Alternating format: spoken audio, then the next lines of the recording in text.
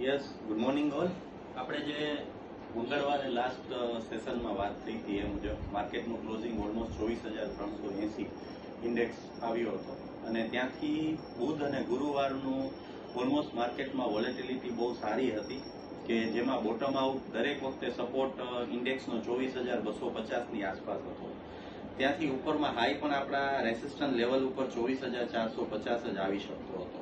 અને આજે જે પ્રમાણે થોડું છેલ્લા 2 દિવસથી માહોલ માર્કેટમાં જે રીતે ચાલી રહ્યો છે કે જે આપણે ત્યાં જીઓપોલિટિકલ ઇશ્યુઝ ચાલે છે જેને લઈને માર્કેટ આજે પણ થોડુંક સેન્ટિમેન્ટલ વધારે વીક હતું. ત્યાંથી અત્યારે થોડું સેટલ થયું છે, જ્યાંથી અત્યારે ઇન્ડેક્સ 24,000 ઉપર ટ્રેડ કરી રહ્યો છે અને નીચેમાં 23,900ની આસપાસ આવ્યો હતો, ઉપરમાં 24,150 હતો. પણ મારો એક જ મેસેજ છે કે જે પ્રમાણે માર્કેટ છે એ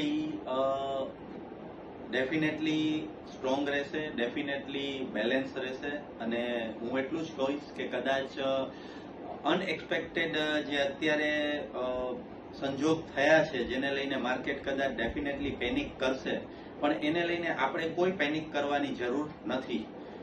સારા સ્ટોક છે કે સારા મ્યુચ્યુઅલ ફંડ તમે અત્યારે જો થોડું ઘણું પણ એડિશનલ બાઇંગ કરી શકો છો તો ડેફિનેટલી કરવાનું છે.